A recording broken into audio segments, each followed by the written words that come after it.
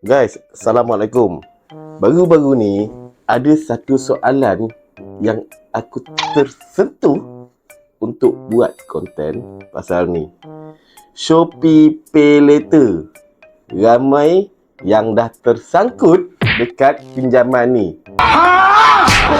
Dan bukan semua orang yang tak nak bayar balik atas Shopee Pay Later ni. Tapi ada beberapa isu yang mana Shopee Pay Later kena perbetulkan dan kena buat balik. Contoh, Shopee account dilinkkan kebanyakannya melalui handphone number. Dan andai kata bila satu orang ni dah apply dan dah guna pakai pun Shopee Pay Later ni, tiba-tiba handphone hilang, handphone rosak dan nombor yang berdaftar atas Shopee ni tak boleh guna lagi. So, dekat akaun Shopee tu tak boleh nak login.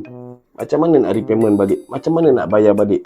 Minta tolong Shopee jawab kejap dekat video ni supaya ramai orang boleh tahu macam mana cara nak bayar, bukan macam mana cara orang nak tekan customer lagi.